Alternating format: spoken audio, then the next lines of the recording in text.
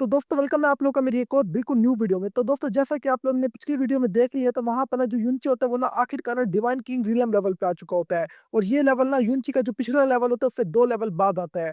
तो दोस्तों लेकिन अचानक से ना वहाँ पर युनची की जो रिंग होती है उसके अंदर ना कुछ हलचल होने लग जाती है। और उससे एक ना वहाँ से ना एक ना बंदा निकल के बाहर आ जाता है। और ये बंदा कोई आम बंदा नहीं होता, बल्कि ये ना जैस्मीन का बड़ा भाई होता है, जिसको ना हम लोग ना वुल्फ स्टार गॉड भी कहते हैं। तो दोस्तों अब यहीं से ना हमारे पार्ट की शुरुआत होती है। उससे एक ना वहाँ पर ना जो जैस्मीन का जो भाई होता है वो कहता है कि अच्छा, तो जो जैस्मीन है उसने ये रिंग ना तुम्हें दे दिया है। कहती है कि आखिरकार लगता है कि उसने कोई ऐसा बंदा ढूंढ लिया जिसको ना वो सच में पसंद करती है। और उससे एक ना वहाँ पर ना वो कहता है कि मगर तुम कुछ ज्यादा वीक नहीं हो। और उससे एक ना जो यूनचे होता है वो हंसते हुए कहता है कि लगता है कि थोड़ी इंसल्ट हो गई।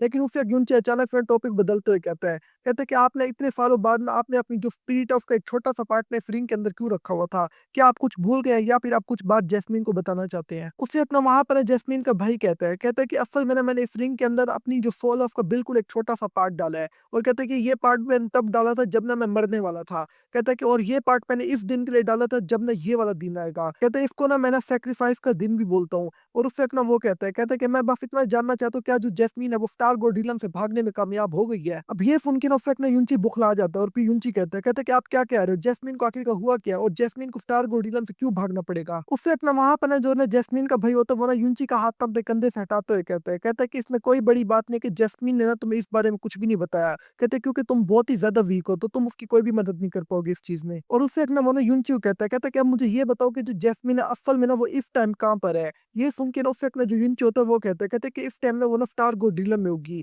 अब ये सुन के ना उससे एक ना जैस्मीन का भाई बुखला जाता है और वो कहता है क्या वो अभी तक स्टार गोल्डिलम में है। कहता है कि अब तक वो भागी क्यों नहीं है वहां से। ये सुन के ना उससे एक ना जो यूनच्यू होता है वो कहता है क्या जैस्मीन ठीक तो है और आप आखिर करना किस बारे में बात कर रहे हो, आखिर मसला क्या है। ये सुन के ना उससे एक ना वहां पर ना जैस्मीन का भाई ना अपने आप से ही बोलते हुए कहता है कि ऐसा कैसे हो सकता है, जैस्मीन अब तक स्टार गोल्डिलम से क्यों नहीं भागी। कहते हैं कि ये अभी तक ना स्टार गोल्डिलम में आखिर कर क्या रही है। उससे एक ना जैस्मीन का भाई ना फिर गुस्से में कहते हैं कि अगर जैस्मीन को क्लैन से गिरदारी करनी है तो इसमें कोई भी बड़ी बात नहीं है। कहता है ये सेक्रीफाइस होने से तो अच्छा ही है। ये सुन के ना उससे गुंची कहता है कि आप क्या कह रहे हो, मुझे कुछ भी समझ नहीं आ रही किस चीज का सेक्रीफाइस हो रहा है और किसकी सोल को पूरे तरीके से डिस्ट्रॉय किया जा रहा है। कहता है क्या आप मुझे बता सकते हो। अब उससे एक ना जैस्मीन का भाई कहता है कि लगता है कि तुम्हें इस बारे में कुछ भी नहीं पता। तो कहता है कि लगता है कि तुम जानना भी चाहते हो। तो कहता है कि फिर मैं तुम्हें बताता हूँ। उससे एक ना जैस्मीन का भाई ना अपनी स्टोरी बताते हुए कहता है कि आज से कई साल पहले ना मैंने एक ना नॉर्मल इंसान की तरह ना घूमता फिरता रहता था और बहुत ज्यादा पावरफुल जेट्स को ढूंढता रहता था। कहता है कि मगर एक दफा फिर मुझे खबर मिली है कि हमारे क्लैन को ना एक बहुत ही ज्यादा पावरफुल टेक्निक मिल गया है और इससे ना हमारे क्लैन का ना फ्यूचर भी बदल सकता है।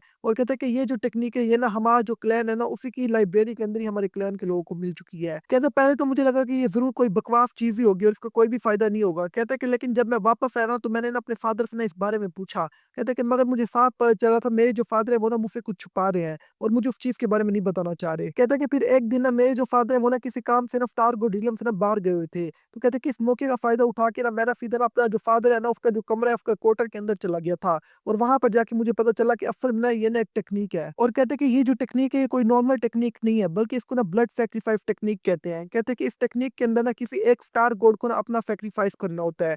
और इस वक्त ना वो जो बंदा है ना जब वो अपना सेक्रीफाइस करेगा तब वो अपनी सोल का भी सेक्रीफाइस करेगा, अपनी बॉडी का भी करेगा, यहाँ तक कि अपनी पावर का भी करेगा और यहाँ तक कि अपनी जो बॉडी है ना उसका जो गोश्त है उसका भी सेक्रीफाइस साथ करेगा। और कहता है कि जॉन सा स्टार गोड अपना सेक्रीफाइस करेगा ना उसकी सारी की सारी पावर सोल और उसका जो गोश्त वगैरह उसकी बॉडी से खींच के ना किसी और स्टार गोड के अंदर डाला जाएगा। और कहते हैं कि वो जो स्टार गोड है वो ना अपनी जो लिमिट्स है ना उनको ब्रेक कर देगा। तो दोस्तों मैंने जैसा कि आप लोगों को पहले ही कहा है, डिवाइन मास्टर रीनम लेवल जो 10 है ना वो ना टोटल ना पूरे के पूरे प्राइमर की उसकी लिमिट है। इससे ऊपर ना कोई भी बंदा नहीं जा सकता, यानी इसके आगे जोन सा लेवल आता है उसके ऊपर कोई भी नहीं जा सकता। और उससे एक ना वहां पर जैस्मीन का भाई कहते हैं कि अगर एक दफा कोई बंदा अपनी लिमिट्स को क्रॉस करता है ना तब इसका मतलब है कि वो ना ट्रू गॉड लेवल पे चला जाएगा। और कहते हैं कि ट्रू गॉड लेवल का बंदा पूरे के पूरे प्राइमर क्योस को रूल करेगा, बल्कि किसी एक प्लेनेट को नहीं बल्कि सारी यूनिवर्सिटीज को रूल करेगा। कहते हैं कि इस टेक्निक की जो डार्क साइड है ना वो ना अब इसके बाद से ही शुरू होती है। कहते हैं क्योंकि जो बंदा वो पावर हासिल करना चाहता है ना उसको ना अपने किसी खास रिलेटिव का सेक्रीफाइस करना होगा, यानी अपने ब्लड रिलेटिव का सेक्रीफाइस करना होगा, फिर जाके उसको वो पावर मिलेगी। और कहते हैं कि इसके लिए जरूरी है कि वो जरूर आपका भाई बहन या फिर कोई बच्चा हो। कहते हैं कि ये टेक्निक इतनी ज्यादा क्रूल है कि हमारे जो एंसेस्टर्स थे ना उन लोगों ने भी इस टेक्निक को हमेशा के लिए सील कर दिया था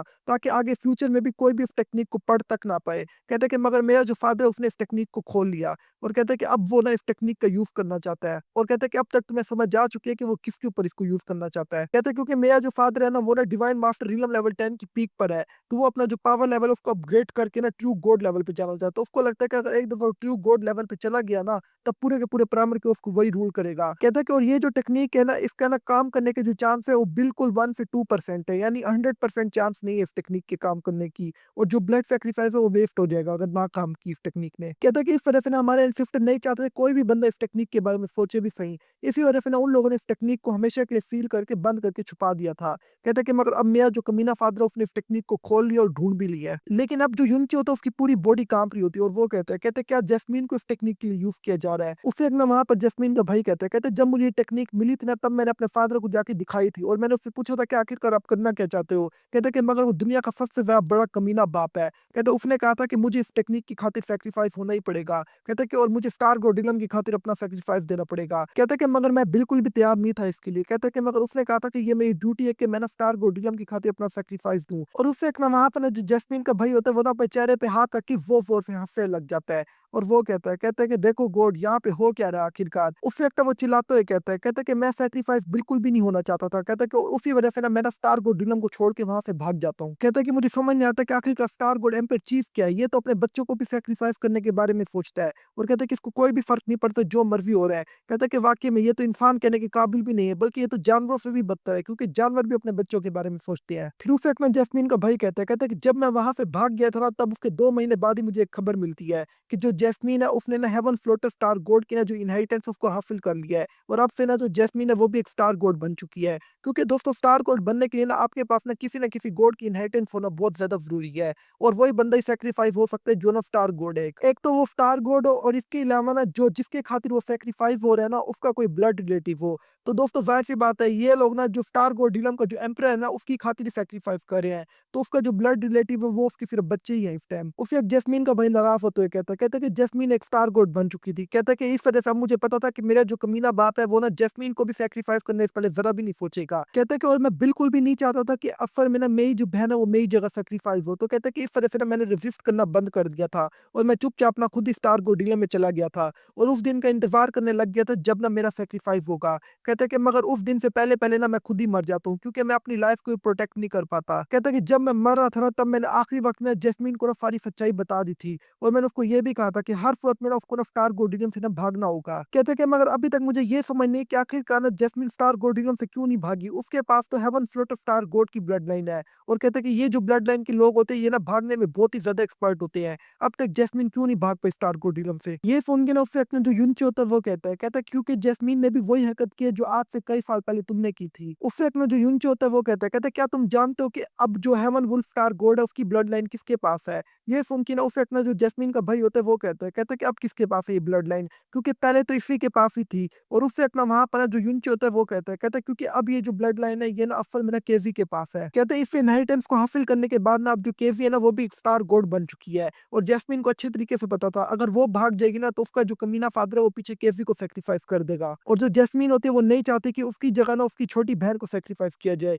इस वजह से ना इस टाइम ना वो ना स्टार गोडिलम में है। अब ये सुन के ना उससे अपना वहां पर जैस्मीन के भाई के अंदर से ना एक जोरदार पावरफुल ओरा बाहर निकलता है। उससे एक ना वहां पर जैस्मीन का जो भाई होता है वो पागलों की तरह हंसते हुए कहता है कि देखो हुआ क्या आखिरकार। कहता है कि लगता है कि हम बहन भाई किस्मत में ना जीना लिखा ही नहीं हुआ। कहता है कि मेरी दोनों बहनें मेरे बाद अब लगता नहीं जी पाएंगी। और उससे एक ना वो ना वहां पर अपनी जो किस्मत होती है उसको गालियां निकालने लग जाता है। लेकिन उससे एक ना वहां पर जो युनची होता है उसको आखिरकार वो सीन याद आ जाता है जब ना जो फुल मून फ्लावर है ना वो ना जैस्मीन को लेने के लिए आती है नीचे वाली realm से। और उस वक्त तो जो जैस्मीन होती है वो उसके साथ नहीं जाती बल्कि उसको हरा के उसको पीट भी देती है। लेकिन जब ना फुल मून फ्लावर ना जैस्मीन को ये बताती है ना कि असल में ना केजी ने भी इनहेरिटेंस हासिल कर लिया है और ये ना हेवनली वुल्फ स्टार गोड की इनहेरिटेंस है। तो जो जैस्मीन होती है वो जरा भी रेजिस्ट नहीं करती और उसके साथ जाने को बिल्कुल तैयार हो जाती है। अब पता चला है युनची को आखिरकार ना जैस्मीन की जाने की रीजन क्या थी क्योंकि वो ना केजी को ना सेक्रीफाइस होने से बचाना चाहती थी। उससे अपना वहां पर ना हम लोग ना युनची को देखते हैं जो ना उस वक्त जैस्मीन के भाई से पूछता है कहता है क्या जैस्मीन को बचाने का कोई तरीका है। लेकिन इस वक्त ना जैस्मीन के भाई की जो स्पिरिट होती है वो भी रो रो के काम रही होती है एक तरीके से। यानी उसको भी इतनी ज्यादा तकलीफ हो रही होती है चाहे वो मर भी गया है। ये सुन के ना उस वक्त में जैस्मीन के भाई की स्पिरिट कहती है कि अब उनको बचाने का कोई भी रास्ता नहीं है। जो स्टार गोड बैरियर है वो ओपन हो चुका है और इस टाइम ना स्टार गोड बैरियर ना पूरे के पूरे स्टार गोडिलम को इस टाइम प्रोटेक्ट कर रहा होगा। तो दोस्तों पूरे के पूरे स्टार गोडिलम को प्रोटेक्ट करने का ये मतलब नहीं है जहां जहां तक ना जो स्टार गोड का एम्पायर फैला हुआ है उसको प्रोटेक्ट कर रहा होगा बल्कि इस टाइम ना ये ना उस प्लैनेट को प्रोटेक्ट कर रहा होगा जिधर ना जो स्टार गोडिलम है ना उसका जो मेन हेडक्वार्टर है वो है। उसे एक टाइम जैस्मीन का भाई पागलों की तरह चिल्लाते हुए कहता है कि अब कोई भी नहीं बचा सकता उस बैरियर को कोई भी नहीं तोड़ सकता। कहता है क्योंकि उस बैरियर के अंदर वही बंदा जा सकता है जिसके पास ना स्टार गोडिलम की ना ब्लड लाइन हो। और उससे एक ना वहां पर जैस्मीन का भाई पागलों की तरह बुलाते हुए कहता है कैसे बचाऊँ मैं उनको? मैं उन दोनों को कैसे बचाऊँ अपनी बहनों को? और उससे एक ना ये कहते हुए ना वो ज़ोर से चीख मारने लग जाता है। लेकिन उससे एक ना अचानक फिर उसकी जो स्पीड होती है वो गायब होने लग जाती है, क्योंकि उसने अपनी सारी जो पावर है वो इसी में यूज़ कर ली है, चिल्लाने में और अपनी पावर यूज़ करने में। और थोड़ी देर बाद में जो जैस्मीन का जो भाई होता है उसकी जो स्पीड होती है, उसका जो बचा हुआ पार्ट होता है ना, वो भी अब पूरे तरीके से गायब हो चुका होता है। और इस टाइम ना जो जैस्मीन और जो केज़ी होते हैं असल में उनको भी नहीं पता होता कि उसका जो ब्रदर है ना, उसने ना चोरी-छुपे ना अपनी जो स्पीड का जो बचा हुआ पार्ट है वो इसी रिंग के अंदर डाल दिया है। उससे एक ना हम लोग ना यूनची को देखते हैं और वो कहता है कि आखिरकार ऐसा क्यों हो रहा है और ऐसा क्यों हो रहा है मेरे साथ? कहता है कि आखिरकार जैस्मीन के साथ ही ऐसा क्यों हो रहा है? उससे एक ना वहाँ पर ना हम लोग शिनज़ी को देखते हैं और फिर वो कहती है कि यहाँ तक कि कितना ज़्यादा पावरफुल स्टार गॉड भी अपनी किस्मत के हाथों नहीं बच पाया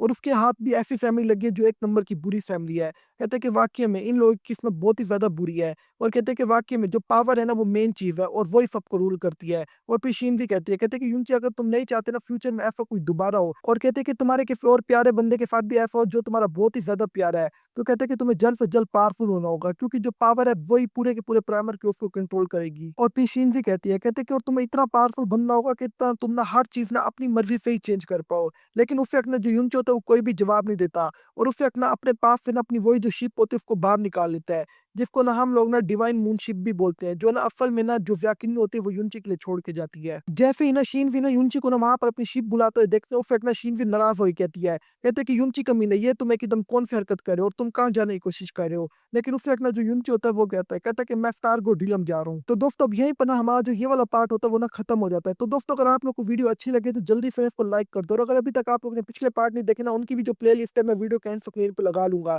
इसके अलावा my harem is the eternal female divineness की मैंने जो एपिसोड है उसको भी एक्सप्लेन किया हुआ है। उसको भी मैं बिल्कुल वीडियो के एंड स्क्रीन पे लगा लूँगा। आप लोग वहाँ पे क्लिक करके देख सकते हो। तो दोस्तों मैं मिलता हूँ आप लोगों से बिल्कुल एक और न्यू वीडियो में, तब तक के लिए आप लोग अपना अच्छे से ख्याल रखना।